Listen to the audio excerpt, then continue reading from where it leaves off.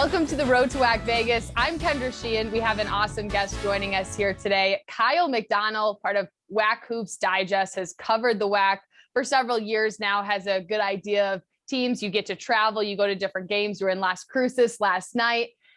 You've seen this league change throughout the last couple of years, especially adding these 4 new teams. What's the biggest thing that stands out to you with that?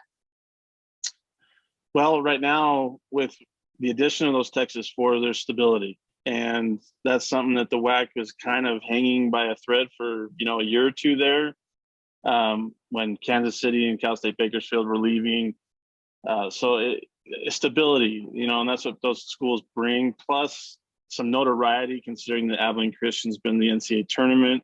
So is Stephen F. Austin, plus, Stephen F. Austin brings their Duke upset into the WAC that kind of, creates more buzz around them. So they've been a great addition. Unfortunately, one of the schools didn't really have a good year. Maybe we'll talk about that, but all 4 of them bring different styles of play and maybe a physicality that the original WAC schools haven't seen. So it's been fun to watch because it's made the conference super competitive. And it's been shown by the ranking increase and the KenPom rankings from where the WAC was last year to where they are now. So it's been a great addition with these Texas 4 schools. And you join us at the airport as you are about to head out to Vegas, and you were in Las Cruces last night. You travel around covering different games throughout the season. What is a game that stands out to you this season, one of your favorites that you've been to cover? Ooh. So I was in Riverside when California Baptist, playing without Taryn Armstrong and Reed Nottage, really depleted because they didn't have Malik Wade either, beats Utah Valley, who was almost at full strength. They were still missing Justin Harmon, but that was a game they were double-digit underdogs in, and they shouldn't have won the game, to be honest, but they did. So that was a fun one to attend. I was there when Grand Canyon knocked off Seattle from the conference unbeaten ranks. Just to be in that atmosphere, and people, some people like it, some people don't. It's a great atmosphere for college basketball, so it's always fun to go down there. Other than that, I was at the BYU Utah Valley game in Orem this year, so that was fun to be there to watch the Wolverines upset the then number 12 ranked Cougars. It's a great thing to be able to travel. Like you said, I was in Las Cruces this week, last night. Got a little razzing for where I went to eat before the game. So I ended up taking up the Aggie fans where they told me to go this morning before I headed back to Albuquerque, and that was a good time. But yeah, it's fun to meet new people, meet the people that follow you on Twitter, interact with the coaches, and show people that I'm not just some guy that sits behind a computer and streams every game. I want to be there and cover these games. So it was. And last night, a big reason I was in Las Cruces was to be there when Johnny McCants played his final game in the Pan Am Center. Pretty emotional night, and he became an engaged man after the game. So he proposed to his girlfriend, and big nights last night. So it was fun. Yeah, what a night last night. Johnny McCants, who grew up, is a hometown guy over there, gets to play in front of fans in the Pan Am Center for the final time. And then, of course, proposes to his girlfriend, and their son is just over a month old, I believe. Yep. And so what an incredible atmosphere. And New Mexico State, it was really their number 1 seed to lose. So if they had lost that game, they would no longer be that top seed, but they were able to win against Utah Valley. And they could have clinched it earlier, but they went on a 2-game losing skid to Chicago State, one of them. But what have you seen from New Mexico State that allows them to have a little bit of momentum going back into this tournament? It's interesting. We'll talk about that Chicago State game first. They were depleted. They were missing 5 guys, including Johnny McCants. And not to take away from what Chicago State did. They took advantage of that, obviously. But if they don't have all 5 of those guys out, they probably win that game. And then Stephen F. Austin, some Aggie fans were down off after that loss. Stephen F. Austin's really, really, really good. They won 10 in a row to clinch a share. For New Mexico State, it's all about playing with energy. And last night they had that energy from start to finish. I mean, they got a dunk to start off, then they get a three-pointer from Teddy Allen, right after that, and it was on. Utah Valley hung around, but the energy for New Mexico State is key. Like they have the size, they have the athleticism, they have the playmakers.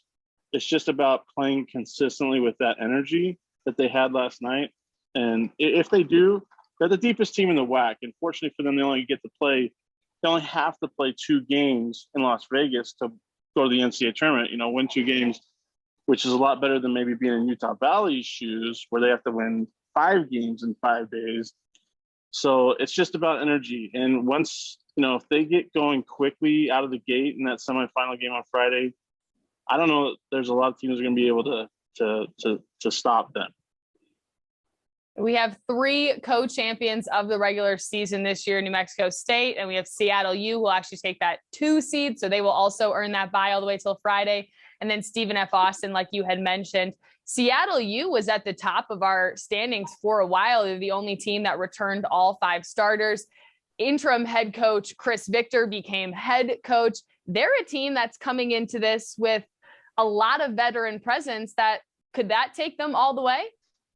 Well, you have, Cameron Tyson went to the Final Four last year with Houston, so he has that experience playing in big games. Darian Trammell and Riley Grigsby are as good as they come. Unfortunately, Aaron Nettles as a senior didn't get to play this year because he was out with injuries. But when those 3 guys shoot the ball as well as they did, Cameron Tyson didn't have a 3-pointer in the first half against Chicago State yesterday. Then he hits 4 in the second half. And if you watch the game, 2 of them were from like Vancouver. They were it was crazy how deep he was, with those 2 back-to-back 3-pointers. But Seattle, when they get going, they're hard to stop. And Chris Victor's done a fabulous job. And it's tough to step in 3 days before the season starts to take over a team that, a lot of us were high on prior to the season. And take a team that was in a difficult situation because of a difficult circumstance that happened, bring them together and say, we're going to go on a run and have their best season in like 40 years and win their first ever regular season title. But it starts with the leadership, Riley Grigsby, Darian Trammell, and Cameron Tyson, and the rest just feed off of it. And like I said, if you let them shoot and you let them get going, you're not going to beat them. It certainly is incredible what Coach Victor is able to accomplish with that squad this year. And as we move into Thursday, the teams that are for sure going to play in the quarterfinals, we have Stephen F. Austin, the other co-champion of the regular season, and GCU. And like we talked about a little bit earlier, how you mentioned the 10-game win streak, GCU also on a 6-game win streak. Do you really want to go up against a team that coming into a tournament is on that big of a win streak? No. It's a pretty simple answer of no, but for GCU, it's a matter of how well Javon Blackshear, Holland Woods, and Sean Miller Moore play. If those 3, if they're kind of like Seattle in that situation, nothing against the bigs like Gabe McLaughlin, Ivan Oye Dreogo. I feel like I botched that name every time. I'm sorry, GCU fans, but those guys don't bring as much offensive punch as those 3 guards do. And so teams tend to focus more attention defensively on the guards, but they can shoot it just as well as anybody else in the WAC. So, and Javon Blackshear is the reigning WAC tournament MVP. So he can go off at any time too. Stephen F. Austin, the big question for teams, can you match the physicality that they bring night in and night out? They get after you defensively, and I don't think a lot of teams in the in the old WAC, that carried over into this new WAC, I don't know that they were ready for that physicality this year. And Gavin Kensmill is one of the best in the low post. And then they got 4 freshmen that are playing really well right now. Those 2 teams are going to give somebody a run. If I remember right, it's GCU. It'll be the first WAC tournament that GCU and New Mexico State won't be able to play in the WAC tournament championship since GCU has been eligible. So that'll be fun if that, is a semifinal match. But I don't know. We've seen stranger things happen this year, Kendra. And I mean, they could be on these winning streaks going into Las Vegas, and boom, because somebody maybe got in some rhythm the night before or 2 nights before, and they haven't played for 5 or 6 days, that could play a big part in how some of these games play out too. So, yeah, those quarterfinal games will be fun to watch because it could be Utah Valley, Stephen F. Austin. It could be, I'm just looking at the bracket here, and like I said, it could be Utah Valley, Stephen F. Austin. It could be Sam Houston, GCU again. Like, those are great matchups. We'll talk more about it, I guess, but Stephen F. Austin and GCU are red hot right now. But on the flip side, streaks come to an end, and who knows what can happen in Las Vegas. Well, that's a great point that you had made, and I had spoke with a few coaches about it, is, you don't play until Friday, or you don't play until Thursday, and you do have a team that, yes, it's a more difficult road starting on Tuesday and Wednesday, but you get in a rhythm and then it's harder to stop. How, as one of those teams that don't play until Thursday or Friday, how do you kind of keep that energy and the shoot arounds, and so that you come out Thursday or Friday ready to go lights out with that energy intensity that you need to match these guys that have some rhythm? Well, the good thing for, let's say New Mexico State, after last year, what happened with the fact that they needed to play a home game at the Pan Am, they lost in the WAC tournament championship to Grand Canyon the way that they did, and to have, Johnny McCants, Clayton Henry, Donnie Tillman all say they were coming back, they have an edge and a chip. So that could play a part into being ready to go. Stephen F. Austin, they didn't get to play last year in the postseason because they, dealt with their postseason ban from some NCAA stuff. So they could play this year. So that could be a chip right there for them to stay prepared and get ready and stay focused and practice. GCU, I think, is just trying to, show that they belong, because they got swept by New Mexico State. They got smoked by Stephen F. Austin in Nacogdoches. They split with Sam Houston. So they're just trying to show that, hey, we're not out of the picture yet. And Seattle, I don't think there's going to be a lack of focus for them, because they have so much to play for that city, who's jumped on their backs. You saw, I don't know the name of the stadium anymore, where the Seattle Mariners played. It was lit up last night in red for the Red Hawks. Yeah. They have a city that they're playing for. And Cameron Tyson, he's back home, and he's from Bothell, so he's playing for his hometown too.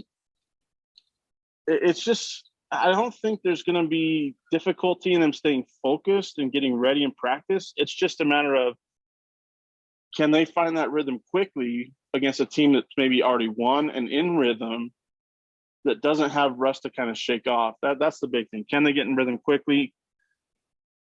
And we'll see. The teams with the shooters, like at GCU and Seattle, they might have an easier time, but that's the big key. Can they hit shots early to shake off the rust quickly and get, rolling like they have been all season?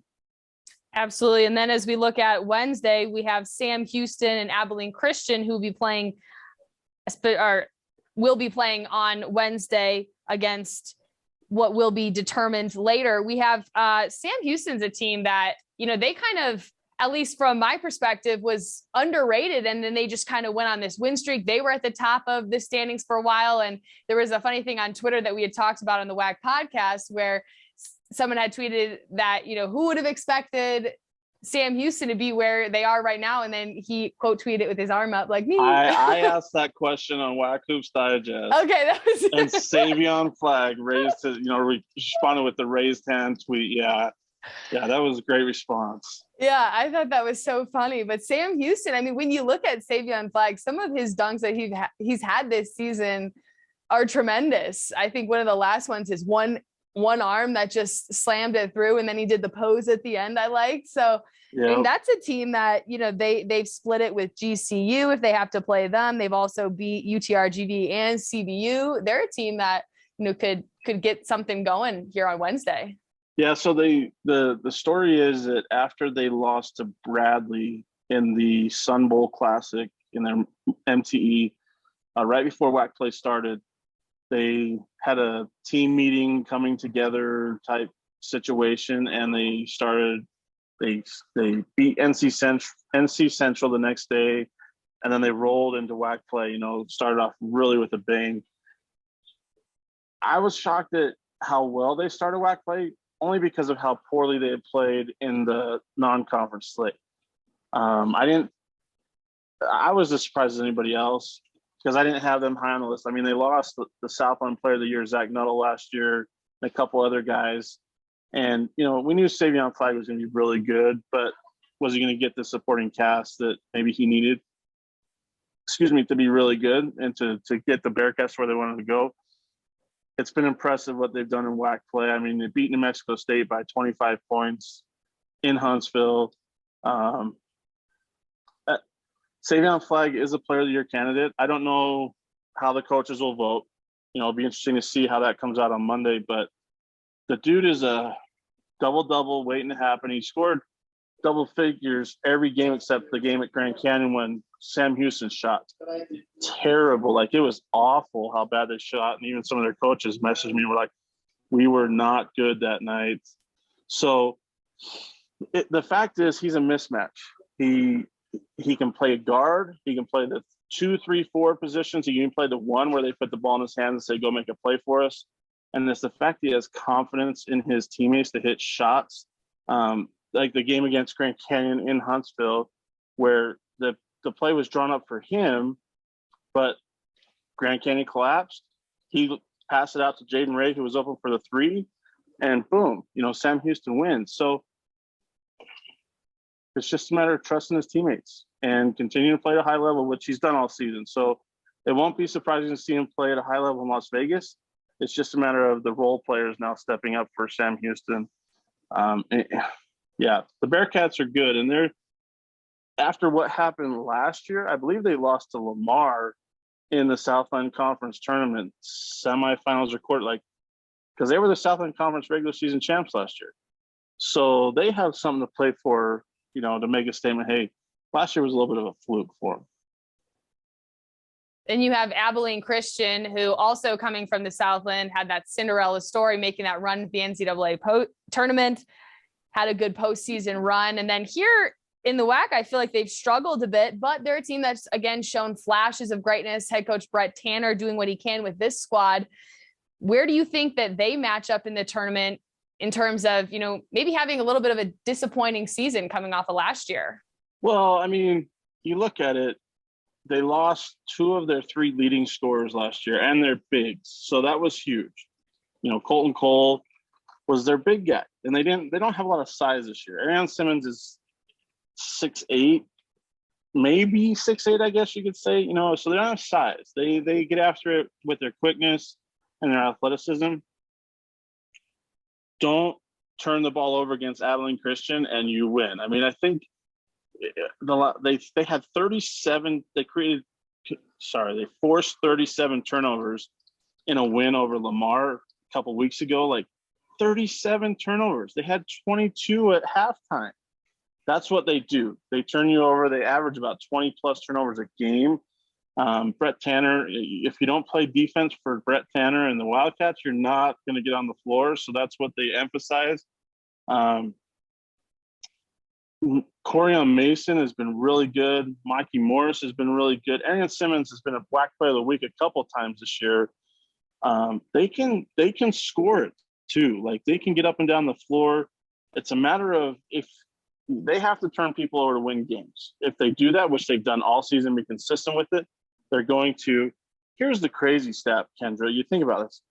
They lost a couple games early. Then they won 11 straight. Then they lost 6 straight. Then they won 5 straight. This is a team that can win multiple games in multiple days. So here's the thing. Sometimes it gets a little bothersome watching the Wildcats because it's turnover for their opponent. So it's not fun. But if you love defense, you love watching Abilene Christian.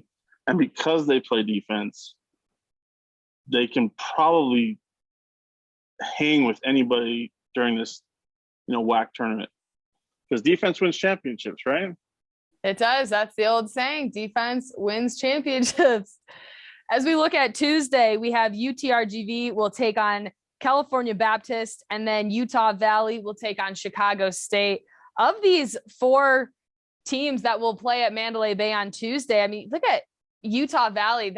That surprises me a lot, just because I know that they're, they can play inconsistently, but they've got Fardaw Zamak, they got Justin Harmon back.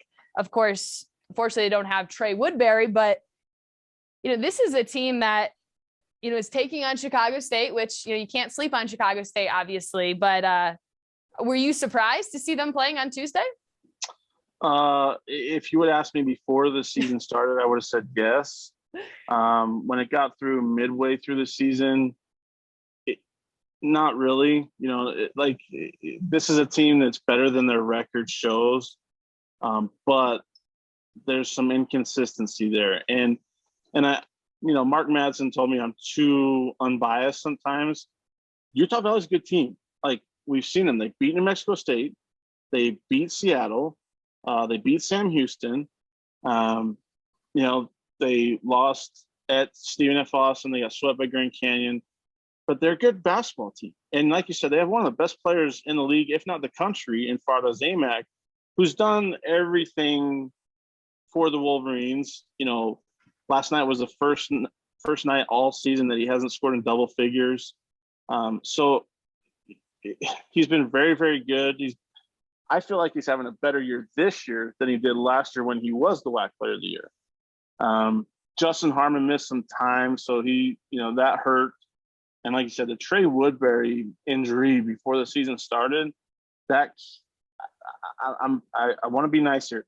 That killed the Wolverines. And I say that because he was a playmaker who could knock down a three or who could finish at the rim, and his size created mismatch problems. So that hurts. But this is a team that can win games. I don't know if they're going to have the legs to win 5 games in 5 days, but it wouldn't surprise me if they do that, because Mark Madsen is just that guy, and he says that this team is in the best conditioning, that they've been in all season. So I don't know. It's one of those teams that it's frustrating because how good they can be, but you don't see it night in and night out. So they're gonna have to bring it for 5 straight nights if they finally win the WAC. And like you said, Chicago State, you can't take them lightly. Brandon Betson has been red hot recently. I mean, he had 31 yesterday against Seattle.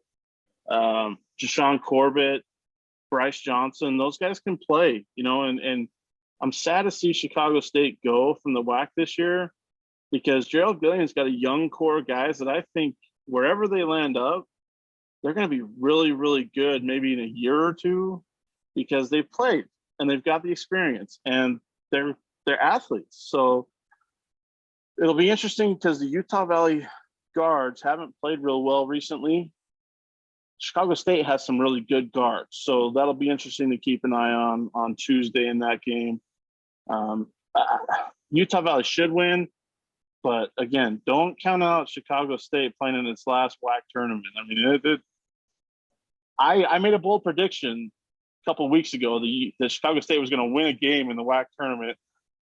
I didn't think it'd be against Utah Valley, but stranger things have happened this year. And if you remember, the one game that they played in Chicago, I think combined there was 180 or 190 points scored, and it was only a 12 or 13 point win for the Wolverines. So who knows what could happen? Anything can happen in Vegas. And then you have Utrgv taking on California Baptist. The Lancers were a team that with Trey and Taryn, Taryn was just phenomenal at the start of the season. We were, looking at his stats, and he was getting some national attention, and then he had his injury. And so it kind of went back to just Trey. And then when Taryn got back, it just really didn't seem like the Lancers got their footing again, and they're starting to get a little momentum. But again, they have that tough seed of having to play 5 games if they want to win the championship as well.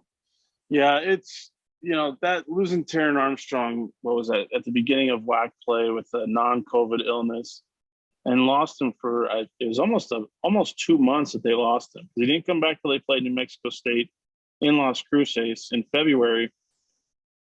That hurt because that's your ball handler. That's the guy that everything runs through. And then you had other injuries where Reed Nottage wasn't playing at some point. And it was a mess for Rick Croy. Here's the kicker, though. Every game that they lost was within 4 or 5 points outside of maybe one. They actually led by 10 at New Mexico State before losing in that game. They were right there with Grand Canyon in Phoenix before, a situation where Rick Croy got a technical and it kind of changed the game there. Dixie State, they had an 8-point lead with 1:10 left before Dixie State finished on an 11-0 run. This team, it's cliche to say, but they're dangerous.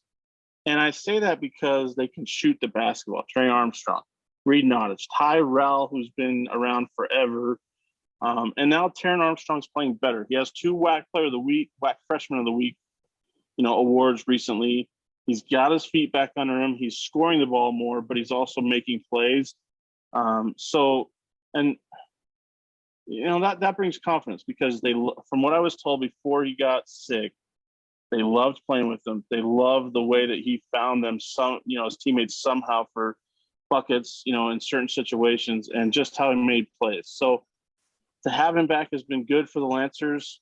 They're coming off they had to go to Lamar to finish up the regular season, which is kind of weird to go from the West Coast to Lamar, now back to Las Vegas to play on Tuesday. But, they got it done, and now they play a good UTRGV team that the matchup's kind of even in this game. Maybe we'll talk about UTRGV, but this first opening game of the men's side of WAC Vegas, it's going to be entertaining. High octane teams that get up and down the floor. And, it hasn't been a good season for UTRGV. We're not going to lie. It's been a rough year in year one under Matt Feger. They've dealt with tons of injuries too. They've been really depleted. They don't have either one of their big guys in Jeff O'Cherry and Dante Houston Jr. But, Justin Johnson should be on one of the all WAC teams, whether it's first or second. He's had a tremendous season. Merrick Nelson, Mike Adewunmi, in his first year at UTRGV under Matt Feger, they've been really good. So Raekwon Taylor is probably a freshman of the year candidate. So there's some players there for UTRGV. And like I said, these two teams like to get up and down the floor. And I think it's going to be an entertaining, first game at Michelob Ultra Arena at Mandalay Bay on Tuesday.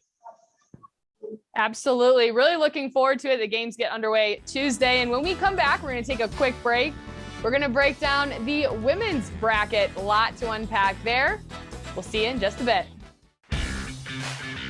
Fans, welcome back to WAC Vegas. As we celebrate more than a decade of madness at the Orleans Arena, the 2022 Hercules Tires WAC Basketball Tournament, March 9th through the 12th. In this year, there are even more games to watch, with 20 teams in Las Vegas. For ticket information, go to WACsports.com. Welcome back to the Road to WAC Vegas. Kendra Sheehan, Kyle McDonald joins us, covers the, okay, we're restarting that. That was terrible. Covers the what? I don't know, the WAC. Okay. Yeah, that's what I said. All right. WAC Groups Digest. Well, ask him what he wants this. Yeah, what do you want your title? Is it? Just say, I guess, editor-in-chief. Okay. I think yeah, that's fine. Should have done that in the beginning, but. Oh, it's okay. Okay. All right. If people don't know me by now, then they don't. I mean, let's just put it that way. Especially people around the WAC. So. That's true. Welcome back to the Road to WAC Vegas. I'm Kendra Sheehan, joined by Kyle McDonald, editor-in-chief of WAC Hoops Digest, joins us from the airport as he's a couple hours away from getting on his flight to Vegas, and he's here to help us break down the women's bracket now. What a season Stephen F. Austin has had. They almost had the opportunity to go 18-0, but Utrgv spoils that 17-1. They clinched the regular season title a few games before that. They're a team that's red hot, and, you know, coming from the Southland champions over here, are they a team that you even want to face right now? No, and you know, Mark Kellogg it's the continued success. I mean, I had him on my podcast, Straight Out WAC podcast, a couple of weeks ago, and we talked about that it's the continued success. You know, some teams have a really good season and then they fall off a little bit. Stephen F. Austin women, not the case. He's continued to win, and you know, Stephanie Visser's maybe the player of the year in the WAC. I'm assuming that she's going to be, because she's just played lights out. But he gets the right players there. And if you think about it, Kendra, they were so dominant in WAC play. Like the last two games that they played against New Mexico State, and then they lost, you know, Saturday in their regular season finale. But the only games that were close. Other than that, they beat everybody by double digits and steamrolled like California Baptist, steamrolled Utah Valley, steamrolled, even though they were down to Grand Canyon at halftime, they still won by 18 points in Phoenix. So the thing is, Utrgv showed us a recipe for beating SFA. They got a little bit more physical and forced some things, you know, the tempo and stuff like that yesterday. Lane Lord got a huge win for the Vaqueros yesterday. But I don't know that there's, I mean, sure, SFA was playing for their, 39th straight home win, you know, and to have a perfect WAC season, but I don't know that they get beat in Las Vegas. They only have to win 2 games. And it's kind of like CBU last year, where they were just so dominant throughout the season that you kind of knew that was just going to be the way it was. Because I don't think any other team in the WAC has the size or the experience to match up with the Lumberjacks. And Mark Kellogg's just a phenomenal coach, knows how to win, and he continues to do it everywhere he goes. So, yeah, people will watch this and be like, Kyle, why are you making a prediction so early? Well, okay, based off results throughout the season, it's hard to deny it. So it's not as complicated as the men's side. Let's put it that way. I think even though they lost on Saturday, they didn't have a lot to play for except those streaks, because they had already clinched the number 1 seed and the outright regular season title. Utrgv had a little bit more to play for, but, you know, I think SFA wins 2 games just because I don't think there's any teams on the women's side that can really match up. The other team that earned the 2 seed that will play on Friday in the semifinals, Grand Canyon, and they've already beaten CBU twice. I know it's hard to beat a team 3 times, but, you know, Molly Miller, what she's done with this squad and Amara Graham on this team has just really been pretty incredible. They're great on defense. They've got, you know, the full court press at times. Where do you see them matching up in this tournament? It's tough to say. You know, I just broke down Stephen F. Austin a little bit. It's hard to say, yeah, Margram's been great. I just don't know that, you know, Molly Miller lost a great player in Katie Scott from last year, who transferred closer to home at Oral Roberts. You know, and I think she would have been a difference maker in this situation because she gives some size. She gives a paint presence, you know, and that helps with the guards that like to get after it defensively, that may make a mistake here or there going after a steal, you know, maybe getting beat off the dribble, that you have somebody there to protect. And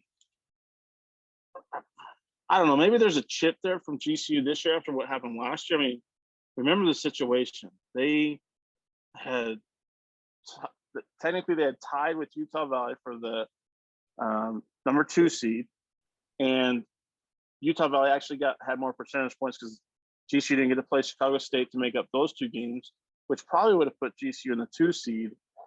And with California Baptist winning the WAC tournament last year, Grand Canyon would have went to the NCAA tournament instead of Utah Valley. And then Grand Canyon beat Utah Valley in the semifinal game. There's a little bit of a chip there on Molly Miller's shoulders. I know that she talked about it with us, you know, earlier on a podcast episode. And Amara Graham's one of the best players in the WAC. So I don't want to say it's like the men's side where anybody can beat anybody, But if they're going to, it's going to be on Amara Graham's shoulders, and it's going to be on Grand Canyon pushing the pace and not letting it get into a half-court game. Because if they do, and they meet SFA in the championship game, that'll be a problem because they don't have the size that SFA has. So Molly Miller's a winner though, and I wouldn't discount anything happening with her, and her team. And like I said, me, Daryl Trujillo, and Daryl, who helps me with WAC Hoops Digest a little bit, we were extremely shocked when Amara Graham went to Grand Canyon from Utrgv and said that would be a difference maker, that signing. And I mean, and Amara Graham's been red hot recently down the stretch here for the Lopes. So keep an eye on them. It depends on how the game flow goes, but they could shock the world, I think, if they, end up getting to that championship game against Stephen F. Austin. Well, hey, if anyone's going to hit a buzzer beater, it's going to be Amara Graham. I mean, she's just had so many throughout this season. My goodness. Yeah. On Thursday, it'll be Utah Valley and then California Baptist for sure playing in that quarterfinal matchup. Utah Valley, a team that's got some size, Josie Williams, and then California Baptist, a team like I had just mentioned, it is hard to beat a team 3 times. I know they were swept by Grand Canyon, but they've got Ane Oleda, they've got Caitlin Harbert. I think they just really struggle with consistency. They're a team that I think has been the most inconsistent. They'll have incredible, great games, and then they'll just almost fall apart. How do you get a team like California Baptist to stay consistent enough to really make a run at this? Well, I mean, they were so good last year that it was almost like we expected the same thing this year with everybody coming back. And that's hard to do. Not necessarily not necessarily winning games, but just playing at such a high level as they were. I mean, they hit, 20 plus threes in the WAC championship game last year. Like, who does that? And I think that's where the expectation came from, was like, okay, now they're returning everybody off that team. And so they're just going to roll again. And sometimes that pressure gets to you at times, especially when you're playing new teams that you don't play regularly, Stephen F. Austin's, the Sam Houston, and so forth. And you have a Grand Canyon team that, got embarrassed last year in the WAC tournament championship. So they're kind of like, hey, this is our Super Bowl in a sense. But Jared Olson's got a veteran squad. They've been here. They won this tournament last year. So Ane Oleda is one of the best guards in the conference. Caitlin Harper can stretch it, from 3, or she can play down in the post. And they've got shooters all around them. So don't be surprised if California Baptist wins 3 games in 3 days, because they've been there before. They know how to do it. And Jared Olson's one of the best coaches in the WAC. So don't be surprised by that, simply because of that veteran experience that they have. Again, we talk about consistency. They have to be consistent for 3 days. But on the flip side of it, it's better to be consistent have 3 straight days of games than play Wednesday, take 2 days off, play Friday, stuff like that. So they don't have time off. They just continue to play. And that's the big thing about Las Vegas, is if you get on a roll in your first game, that carries over. And I think for the CBU team, that's what they're going to have to do. And how about Utah Valley? They have Josie Williams, Maria Cavallo. They have some experience on that roster that can allow them to, have that leadership on the floor and get them out of the ruts that they really need when they're down a few points. I mentioned that Stephanie Visser will probably be WAC Player of the Year simply because SFA won the regular season title. But if there's another player that is literally like almost hand in hand with Stephanie Visser, it's Josie Williams. I mean, what she has done in this final season at Utah Valley has been amazing. I mean, she's averaging, I think it's close to 20 points a game and like 15 rebounds, something in there. Rebound queen. She has been dominant. And the thing is, they force feed her too. Like, they continue to push it down to her and she produces. Here's the crazy thing, Ken. The thing about this with Utah Valley, they came out of nowhere to get the 4 seed. Like, early on in WAC play, it looked like they were dead in the water. I think they started out 0-3 or 0-4. And Dan Nielsen's crew has, I mean, they swept GCU. They beat GCU, right, in Phoenix. I mean, they've played really well down the stretch. And because they have size with Josie Williams, they have an experienced ball handler, Maria Carvalho. You know, and Madison Grange can get hot at any time too. We saw that when they played at New Mexico State, that she went off from 3-point land. I like Utah Valley to maybe surprise some people. I don't know they're going to win it, but like because of that size and with the way Josie Williams plays, and a lot of teams don't have the matchup for her, I think Utah Valley could be a team that will surprise some people this week. And they're playing really well. Like, let's be real. They're playing really well. They're coming off a win over New Mexico State yesterday at home on senior day. Dan Nielsen's done a tremendous job of coaching this season. When they, like I said, they were dead in the water to start when they started WAC play, and they come out of nowhere to get this 4 seed. Really impressive job what Dan Nielsen's done this year. Then on Wednesday, we have Sam Houston, Abilene Christian. Sam Houston is a team that started 0-6 in WAC play. Their head coach, Raven Justice, had taken an indefinite leave of absence, wasn't even sure if she was going to come back for this season. And then she does come back and they go on a 7-game win streak. I mean, they're a team that completely flipped the script, really. Do you see them having the ability to turn some heads? Maybe. I mean, they had that run, like you said, when Raven Justice came back. I mean, they had I believe it was a win over CBU. They like, when you look at the score and you look at the game, you're like, how in the world did that just happen? Because CBU is defending champs, and it wasn't even close either. Like Sam Houston dominated that game, but you know, when you get your head coach back, that instills a lot of confidence in players. You know, the trust is there. Let's put it this way. Again, Sam Houston can beat anybody. Here's the cliche. Anybody can beat anybody, right? Las Vegas is trickier than tricky itself. So, you know, everybody's playing on neutral floor.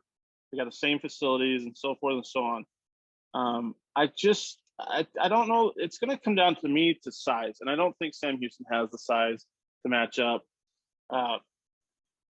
It's just one of those things, because Sam Houston will have to play, if they win that game, they'll have to play Grand Canyon. So maybe they don't need their size. They'll just have to worry about not turning the basketball over against Grand Canyon, who, you know, plays that full court defense and gets after you defensively. So we'll see what the Bearcat women do. But I mean, excuse me, I may have the wrong bracket. Excuse me. I'm sorry. They'll have to play California Baptist if they win. I apologize. So that'll be an interesting game because the Bearcats already beat California Baptist this season.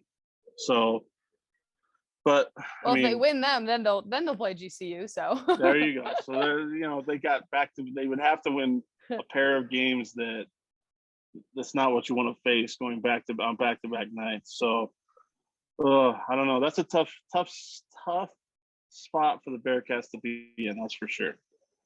Abilene Christian doesn't have an easy road ahead of them. If they win, they'd have to play Utah Valley. Head coach Julie Goodenough. One of the things that when we were talking was just about the chemistry and the sisterhood that team has. And I know that every team has great chemistry and you know, when they're hot, their chemistry is great, but how much does that play a role in especially a tournament like Vegas, where, you know, you're playing consecutive games and you can't get mad at each other. You can't get down. You've got to be able to, you know, pull yourself out of holes to be able to win, to move on. Well, I mean, you know, shout out to Julie Goodenough. I loved having her on my podcast. It was great to talk to her. But team, like you said, you mentioned it, team chemistry. You're going to have moments where your opponent's going to go on a run, or your opponent's going to make a big shot, or shots may not be falling. Okay. And some of the coaches that we've talked to this year mentioned that you may not be able to control every shot going in. You may not be able to control how another team's shooting. You may not be able to control you're not going to be able to control the officials. What you can control is your energy and perhaps your defensive mindset, because you can't take plays off there. So as long as you can maintain that energy, maintain that positivity, and like, hey, one of these moments, a shot's going to go down. It's going to break open that lid that's on the rim, and we're going to go win a ball game because ACU, their women's team can light it up from three. Oh my goodness. If you watch them this year, like they put up points in, like they'll blitzkrieg you for a while, you know, from 3-point land. And that's the thing. You have to stay up with your teammates. You have to stay within the moment and understand that not everything's going to work out perfectly, that not everything's going to go your way all the time. It's just a matter of encouraging each other, communicating, staying together, and realizing we only get through this together rather than individually and somebody trying to take over. And I mean, they have Jamie Bonnerens that is really good and has been really good all season for the Wildcats. You know, there's some veterans on this team too. So the fact that they can shoot the three, we saw it last year with CBU. The teams that could shoot the three were the teams that won games, and ACU can shoot the three. And they're a good team that's gonna, if they get in rhythm, ooh, keep an eye on the Wildcats because, like I said, they can shoot it, and that's a big thing to have in a conference tournament. Bella Earl, the freshman, I mean, she's had some incredible games. She was freshman of the week a couple of times, but she can certainly hit the 3-point and provide a spark for these Wildcats when they need it. On Tuesday, we'll have Seattle U taking on Utrgv. That's the team we talked about. The Vaqueros had taken down SFA, handing them their only loss of the season. Sarah Bershears is our player of the week this week heading into the tournament. They've also got Taylor Muff, who is that grad transfer that was a volleyball player playing under Lane Lord now, who is a family friend. In this matchup, who are you picking? Oh, this is a tough one. Like, this is a tough one because, you know, Susie Barkham teams play really well. I mean, I don't know, Kendra. This is a tough one because I haven't watched a ton of either team this year. And like I mentioned in my tweet to Lane Lord yesterday, you know, I didn't even see the score till late that they had beat SFA and gave them a shout out. But you talked about Sarah Bershears and Taylor Muff. Like, they've been really good for Utrgv this year. And it's interesting. Taylor Muff comes over from volleyball. Like, she wasn't playing basketball. She was playing volleyball. So the fact that she's been a key contributor for Lane Lord and the Vaqueros, I mean, that's been surprising in and of itself. But coming off a win over the regular season champions, where you snapped a 38-game win streak at home, you snapped a 17-game, you know, conference winning streak. There's some confidence there for Utrgv that I don't know. Seattle better be prepared because teams that play with confidence tend to play better. And, you know, from what I was told about that game on Saturday, Utrgv just got after it physically. And it wasn't like intentional. It wasn't, you know, what's the word? Dirty. It was just they got after it physically and wanted to be the more aggressive team. And, you know, Susie Barkham's teams, they play well and they're disciplined.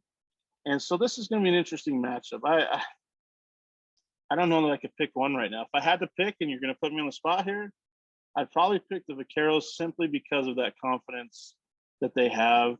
But then again, Seattle had a big win over Chicago State to end the regular season in the Windy City. These early games are the most intriguing to me because you don't know what you're going to get in the opening games of a conference tournament. The other two teams that will be playing in that opening matchup, Lamar and New Mexico State. Lamar has Acacia Davis, who has been our freshman of the week five times, I want to say. I mean, she's just really become an explosive player under head coach Aqua Franklin. New Mexico State is another team that I don't think you necessarily want to sleep on. Another early match. How much is confidence going to play a role in this game? Like you had mentioned, it was going to be such a big factor in that one against Utrgv and Seattle U. You talk about, you know, we've talked about a couple of freshmen here on the women's side that have played really well this season, multiple freshman of the week honors. That's, to me, that's another key. It's how well do the underclassmen play in these games because there's a lot more pressure. There's a lot more at stake. And, that goes to confidence. That goes to playing well. But Lamar, I mean, they got beat pretty bad on Saturday in their regular season finale. So I don't know. It's hard to say what the confidence level will be like when you come off a loss to end your season, especially considering that for a while there, Lamar had a chance to stay in that top 4 or 5, seed, and it kind of faltered late. So the good thing is Lamar is going to the WAC tournament, unlike the men's side, unfortunately, but in New Mexico State, Brooke Atkinson, here's the concern. Who's going to step up and make plays for New Mexico State? The year that New Mexico State women won the tournament in Brooke Atkinson's first year, they had Brooke Salas, they had Nia Pack that just were able to make plays, put the ball in their hands and they made plays. New Mexico State hasn't had that since that time. So who's going to step up and make plays? Like I said, these early games can go either way. And we people want to say, well, it's a 7-10 matchup, so 7 shoot. Well, this isn't a 7-10 matchup like a normal NCAA tournament 7-10 matchup. This is like two teams that know each other well, and they're playing for the same goal where they got to win 5 games in 5 days. I don't know. I think there may be a little bit of an edge too for New Mexico State because there may be more New Mexico State fans at the Orleans Arena or at Michelob Ultra, on Tuesday than Lamar fans. But I don't know. Two good coaches, Brooke Atkinson and Aqua Franklin, and both can make adjustments on the fly. So that's going to be the key too. Who makes the adjustments when needed, on Tuesday afternoon. Well, Kyle, thank you so much for breaking down both the men's and women's brackets. Anything can happen in Vegas, and we look forward to seeing you and all of you guys there on Tuesday for the start of WAC Vegas.